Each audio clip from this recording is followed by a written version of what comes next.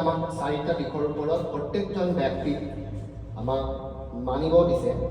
প্ৰথম হ'ল সাধনা। আমি সকলোৱে সাধনাত জড়িত হ'ব লাগে। সাধনা মানে কি? সাধনা মানে হ'ল আপোনাৰ শৰীৰটো সুস্থ কৰি ৰখা, ২ নম্বৰতে আপোনাৰ মনটো মানে সাত্বিক অৱস্থাত ৰখা, মনত যিবিলাক নাকাৰাত্মক ভাৱনা চিন্তা থাকে, নাকাৰাত্মক ভাৱনা চিন্তাৰ পৰা আমি কেনেকৈ পজিটিভ দিশত যাব পাৰোঁ তাৰ কাৰণে আমি নিজক সাধনা কৰিব লাগে। সাধনাৰ ফলত আমাৰ ভিতৰত যিটো চেতনা আছে, মানে আত্মিক শক্তি আছে, আত্মিক শক্তিটোৰ ৩টা ভাল গুণ আছে। ফাৰ্ষ্ট গুণ হ'ল যে আমাৰ ভিতৰত থকা আত্মিক শক্তিটোৰ এটা গুণ হ'ল যে আমাৰ আত্মিক শক্তিটোৱে আত্মসন্মানেৰে থাকিব বিচাৰে। ২ নম্বৰ আত্মজ্ঞান আৰু ৩ নম্বৰ আত্মসন্তুষ্টি। যে আমাৰ ব্যক্তিজনৰ ভিতৰত এই ৩টা গুণ আছেনে নাই?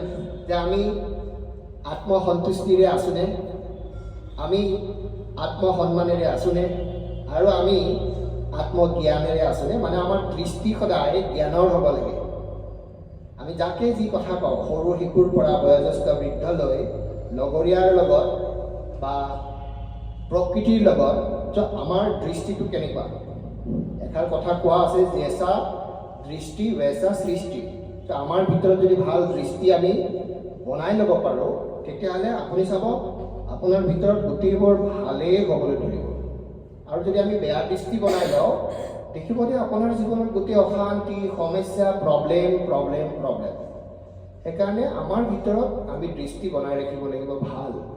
আৰু সেইকাৰণে কি হৈছে, সাধনাৰ মাধ্যমেৰে আমি যদি দৈনন্দিন নিজৰ মনৰ কাৰণে আৰু শৰীৰক সুস্থ ৰখাৰ কাৰণে অভ্যাস কৰোঁ, প্ৰেক্টিচ, যে মনটো সুন্দৰ হ'ব নহয়। আমি বাহিৰত দেখিবলৈ সকলোৱে বেলেগ বেলেগ, সকলোৱে কালাৰফুল কাপোৰ পিন্ধি আছোঁ, কিন্তু আমাৰ ওপৰৰ স্কিনটো গুচাই দিলে ভিতৰত চব একে।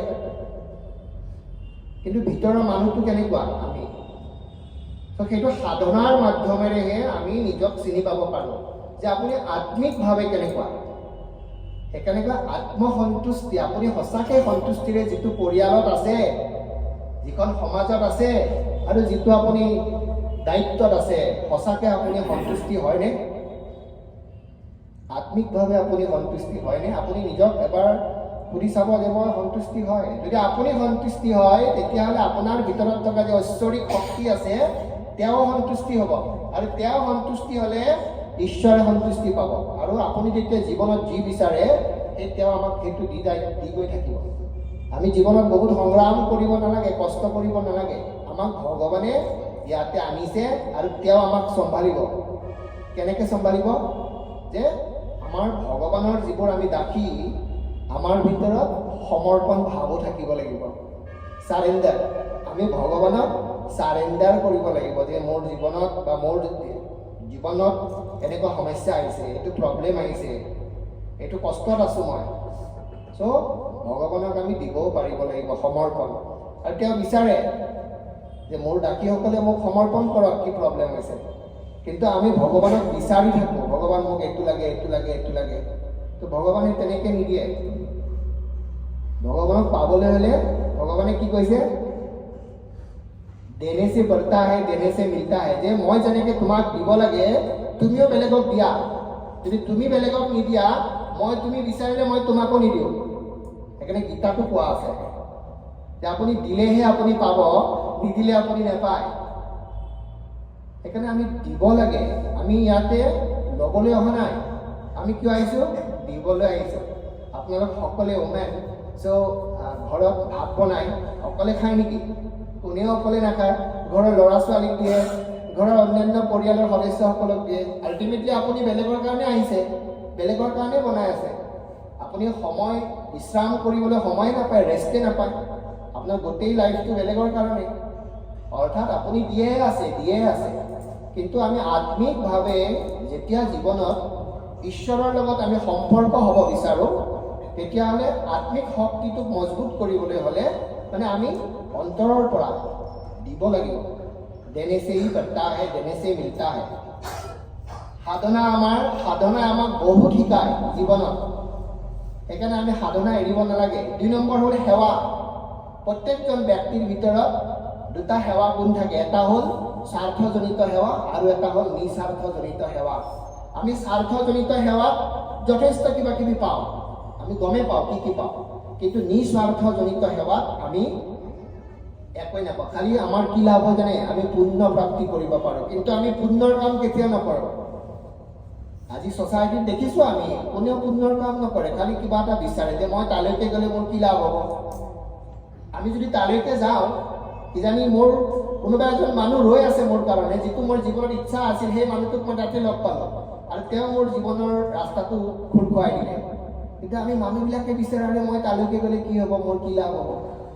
চ' স্বাৰ্থ, ভগৱানে সেইকাৰণে আমাক বেয়া পায়। আমি নিস্বাৰ্থ হ'ব লাগে, নিস্বাৰ্থ মনেৰে নিস্বাৰ্থ অন্তৰেৰে আমি সকলো কাম কৰিব লাগে। সেইটো হ'ল সেৱা। নম্বৰ 3 হ'ল সৎসংগ মানে কীৰ্তন। আমি সকলোৱে সন্ধিয়া সময়ত ঘৰতে অলপ অলপ ভগৱানৰ গুণানুকীৰ্তন, আমাৰ মহাপুৰুষ শ্ৰীমন্ত শংকৰদেৱ গুৰুজনাই নাম হয়নে, নাম কীৰ্তন আমাক শিকাইছে, আমি অলৰেডি কৰোঁৱে। আৰু এইটো বহুত ডাঙৰ এটা শক্তি পাওঁ আমি, যে এই নাম কীৰ্তনৰ পৰা আমি শৰীৰটো নিৰোগী হয়, মনটো নিকা হয়, মনত কোনো ধৰণৰ বেয়া ভাৱনা চিন্তা এইবিলাক আহিব নোৱাৰে যেতিয়া আমি নাম কীৰ্তনৰ সহায় লওঁ। আৰু আজি সমাজত সেইটোৱে প্ৰয়োজন হৈছে, মানুহৰ মনবিলাকত নাকাৰাত্মক চিন্তা ভাৱনাৰে ভৰি পৰিছে। কিয়? যে আমি কেতিয়াও কীৰ্তনৰ সহযোগ, কীৰ্তনৰ সমভাগী হোৱাই নাই। দেখিছে আমি য়ং জেনেৰেশ্যন হওক বা বহুত মানুহে আগতে কৰি আছিলে, কিন্তু এতিয়া নকৰা হ'ল। আমাৰ মাইণ্ডবিলাক ডিষ্টাৰ্ব হৈ গৈছে। আমি কাৰো মুখত চেহেৰাত স্মাইল নাই, চেহেৰাত হাঁহিব পাহৰি গৈছোঁ। কিহৰ কাৰণে? চিন্তা, নাকাৰাত্মকতা, নিগেটিভিটিজ, এইবিলাকৰ কাৰণে আমি হাঁহিব পাহৰি গৈছোঁ। আমাৰ মনত চাপেৰে ভৰি পৰিছে। কিন্তু গুৰুসকলে কি কৰিছে, কীৰ্তনটো আমাৰ সমাজত তেওঁলোকে আদিতে আমাৰ মাজত দিছে। কিয় দিছে? যাতে আমাৰ মনটো নিকা হয়, আনন্দত থাকিব পাৰোঁ আৰু কীৰ্তনৰ মাধ্যমেৰে আমি ঈশ্বৰক পাব পাৰোঁ। তো সেইকাৰণে কীৰ্তন আমি সদায় ঘৰত কিছু সময় হ'লেও ল'ৰা ছোৱালীৰ লগত, এতিয়া আমাৰ ল'ৰা ছোৱালীয়ে কান্দিলে মোবাইলটো খেলিবলৈ দিওঁ, কিন্তু সিহঁতক পঢ়াই লৈ কেতিয়াও আমি অকণমান কীৰ্তন গাওঁ। এটা প্ৰাৰ্থনা, আমাৰ ইমান ধুনীয়া মহাপুৰুষ গুৰুজনাৰ প্ৰাৰ্থনা আছে, কোনেও আমি বাচ্চাবিলাকক নিশিকাওঁ, বাচ্চাবিলাকে নাজানে, হয়নে? চ' এইটো চাবলৈ গ'লে আমাৰো অকণমান ভুল আছে, যে মই নিজেই প্ৰাৰ্থনা নেগাওঁ, মোৰ ল'ৰা ছোৱালীক কিয় প্ৰাৰ্থনা শিকাম। চ' আমি যদি প্ৰাৰ্থনা শিকোঁ নহয়, চ' আপোনাৰ যথেষ্টখিনি লাভ হ'ব জীৱনত। আপুনি বিচাৰি নোপোৱা কিছুমান আপোনাৰ জীৱনত ব্লক খুলি যায়। আপোনাৰ ভাগ্য যে আমাৰ যেতিয়া আমি গুৰুসকলে দিয়া আদৰ্শবিলাক পালন কৰোঁ, তেতিয়াহ'লে আমাৰ জীৱনৰ ভাগ্যবিলাক খোল খাই যায়। আৰু যদি আমি পালন নকৰোঁ, তেতিয়াহ'লে নাকাৰাত্মক চিন্তা ভাৱনাই আমাৰ মনবিলাক ভৰি পৰে, আমাৰ এইবোৰ ব্লক হৈ গৈ থাকে আৰু ব্লকেজবোৰ খুলিব লাগে। সেইকাৰণে কীৰ্তনৰ সহায় ল'ব লাগে, প্ৰাৰ্থনা গাব লাগে, ল'ৰা ছোৱালীক এতিয়াৰ পৰা আমি শিকাব লাগে। এতিয়া আমি জানো মোবাইলৰ ৰেডিয়ামে ইমান ক্ষতি কৰে, ডাঙৰ মানুহকে ক্ষতি কৰে। ৰাতি 11টাৰ পিছত যিমান আমি মোবাইল ইউজ কৰোঁ, বডি টক্সিনছবিলাক জমা হৈ যায়। নেক্সট ডে লেজিনেছ, উইকনেছ, বহুত কিবা কিবি, খং উঠে মানুহৰ, কিবা ক'লে মই নোৱাৰোঁ, এলাহ লাগে। চ' বহুত টক্সিনছ ভৰি যায়। আৰু বাচ্চাবিলাকৰ ওপৰত কি হ'ব? আমি যেতিয়া বাচ্চা আছিলোঁ, আপোনালোকেও বাচ্চা আছিলে, কিমান দৌৰিছিলোঁ, খেলিছিলোঁ, আনন্দ কৰিছিলোঁ। কিন্তু এতিয়াৰ বাচ্চা আনন্দ কৰিবই নাপায়, খালি এইটো মোবাইলটো চাই থাকে, সেইটোতে ব্যস্ত হৈ থাকে। ফিজিকেল এক্সাৰচাইজ সিহঁতৰ নাই, দৌৰিব নাযায়, খেলিব নাযায়। কিন্তু আমি যদি প্ৰাৰ্থনা গাবলৈ শিকাওঁ, সংস্কাৰটো আমি সিহঁতক ঘৰতে দিওঁ, তেতিয়াহ'লে আপোনাৰ ল'ৰা ছোৱালী বা আমাৰ সমাজত উঠি অহা এই ল'ৰা ছোৱালীসকলে কেতিয়াও বিপথে নাযায়, বেয়া দিশলৈ নাযায়। আমি দেখি আছোঁ আমাৰ চকুৰ সন্মুখতে বিভিন্ন সমস্যা চলি আছে। কিন্তু ইয়াৰ কাৰণ হ'ল যে অকণমান সংস্কাৰ আমি দিব লাগিব। সেইকাৰণে সৎসংগ মানে কীৰ্তন আমি সকলোৱেই লগ হৈ কৰিব লাগিব। Number 4, smile. আপোনালোকে সদায় আনন্দৰে থাকিব। আনন্দত সেই ঈশ্বৰ থাকে। দুখী হৈ থাকিলে, চিন্তাত থাকিলে, ডিপ্ৰেশ্যনত থাকিলে আপোনাৰ থকা ঈশ্বৰজনেও কষ্ট পাই থাকিব। সেইকাৰণে ঈশ্বৰজনক আপুনি সন্তুষ্টিৰে ৰাখক, আপোনাৰ মনত আনন্দৰে ৰাখিব, হাঁহিৰে থাকিব। আপুনি জানে এজন শিশুৱে, বেবী এটাই এদিনত 400 টাইমছ স্মাইল কৰে, হাঁহে। কিন্তু আমি যেতিয়া ডাঙৰ হৈ আহি আছোঁ, আমাৰ দিনটোত 24 ঘণ্টাত আমি এটাও স্মাইল নকৰোঁ, হয়নে? স্মাইল কৰিলে কি হয়, আপোনাৰ যিটো চাপ থাকে ন, ষ্ট্ৰেছ থাকে, প্ৰায় 55% ষ্ট্ৰেছ যেতিয়া আপুনি হাঁহিব নহয় অট'মেটিক কমি আহিব ষ্ট্ৰেছ। আৰু শৰীৰৰ যিবোৰ ব্লাড চাৰ্কুলেশ্যন ব্লকেজ থাকে, ব্লকেজবিলাক খুলি যায়। আমাৰ বডিত বহুত বিষ হয়, কঁকালত বিষ হয়, কেতিয়াবা কান্ধত বিষ হয়। এইবোৰ কিয় হয় জানে? এইবোৰ ব্লাডবিলাক ব্লক হৈ থাকে কাৰণে হয়। আৰু ব্লাডবিলাক চাৰ্কুলেট কৰাৰ কাৰণে আপুনি মেডিচিন খাব নালাগে। আপুনি হাঁহিব, বাচ্চাৰ লগত খেলিব, অকণমান লাগিলে ঘৰত মিউজিক বিহু গান লগাই অকণমান নাচিব, আনন্দ পাব ন। আনন্দ পোৱা কাম আমি বেছিকৈ কৰিব লাগে। তেতিয়া আমি যেতিয়া আনন্দ পাম ন, স্মাইল কৰিম, এই আনন্দ পালে নহয় শৰীৰত ৰোগ আহিবই নোৱাৰে।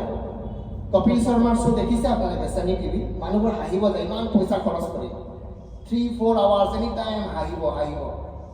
কেলৈ হাঁহি থাকোঁতে শৰীৰৰ গোটেই চেলবিলাকো খুব বেছি পিউৰিফাই হয়। আমাৰ বডিৰ হাঁহিলে পিউৰিফাই হয়। যেনেকৈ পানীয়ে আমাৰ শৰীৰৰ ভিতৰত পিউৰিফাই কৰে ন, পানীয়ে বাহিৰটো আমাৰ চাফ চিকুণ কৰে, ঠিক তেনেদৰে পানীয়ে ভিতৰতো আমাৰ চাফ চিকুণ কৰে। ঠিক তেনেদৰে হাঁহিটো এনেকুৱা এটা আমাৰ মেডিচিন হয়, ইয়ে আমাক শৰীৰৰ কোষবিলাকক পিউৰিফাই কৰে আৰু শৰীৰৰ চাৰ্কুলেশ্যনটো ভাল কৰে। সেইকাৰণে গুৰুসকলে এই 4টা দিশ আমাক দি থৈ দিছে। সাধনা প্ৰত্যেকজন ব্যক্তিয়ে কৰিব লাগে, মনক শুদ্ধকৈ ৰখাৰ কাৰণে আৰু শৰীৰক সুস্থকৈ ৰখাৰ কাৰণে।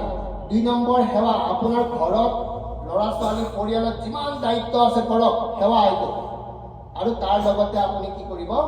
পাৰিলে এটা নিস্বাৰ্থ কাম কৰিব। কাৰোবাক অকণমান খুৱাব, কাৰোবাক অকণমান দিব, কিন্তু আপুনি একো নিবিচাৰিব। আৰু আপুনি মাইণ্ডত এনেকৈ নাভাবিব মোক নিদিয়ে মইনো কিয় দিম। অৰ্থাৎ আপুনি যদি তেনেকৈ ভাবে, আপুনিও সেই মানুহগৰাকীৰ নিচিনাই হৈ গ'ল। আপোনাৰ চেঞ্জটো আপোনাৰ চিন্তাধাৰাৰ ক'ত পৰিৱৰ্তন হ'ল? তেওঁ দিয়া নাই, সেইকাৰণে আপুনি নিদিব নহয়, আপুনি দিয়ক। আৰু তাৰ পৰা আপুনি ৰিটাৰ্ণ একো নিবিচাৰিব। দেখিব নহয় জীৱনত আপোনাৰ গতিবিলাক গৈ আছে, খুব সুন্দৰভাৱে গৈ আছে। জীৱনটো বাছ আমি মৰিবলৈকে আছোঁ ইয়াতে। সেই মৰা সময়লৈকে আমি যাতে খুব সুন্দৰভাৱে সুস্থ শৰীৰেৰে আনন্দেৰে ইজনে সিজনক লাইফটো চেলিব্ৰেশ্যন কৰিব পাৰোঁ, আমি চেলিব্ৰেট কৰিব পাৰোঁ। জীৱনটো এটা কৈছে লাইফ ইজ এ চেলিব্ৰেশ্যন। জীৱনটোক আমি সঁচাকৈ উপভোগ কৰিব লাগে। তো গুৰুসকলে এই 4টা আদৰ্শ আমাক দিছে, সাধনা, সেৱা, সৎসং কীৰ্তন, আৰু 4 নম্বৰতে হ'ল আমাৰ স্মাইল। তো জীৱনত যেতিয়াই যি নহওক আপুনি আনন্দত থাকিবলৈ নাপাহৰিব। আনন্দত য'ত থাকে তাত আপোনাৰ ঈশ্বৰ থাকে। আৰু আনন্দত দুখ কষ্ট সমস্যা টেনশ্যনত আপুনি যিমান ধূপ লগাওক, আপুনি স্নান কৰক, ক'ৰবাত গৈ ডাঙৰ মঠ মন্দিৰ দৰ্শন কৰক, আপুনি নোৱাৰিব, নাপাব। সেইকাৰণে আপুনি আনন্দত থাকিব। ঈশ্বৰে আপোনাৰ এইটো হৃদয়খন যেতিয়া আমাৰ ক্লিন হৈ থাকিব ন, চাফা আৰু নিকা হৃদয়ত ঈশ্বৰ থাকি ভাল পায়। সেইকাৰণে আমাৰ হৃদয়ৰ দৃষ্টিটো সদায় নিকা হ'ব লাগে।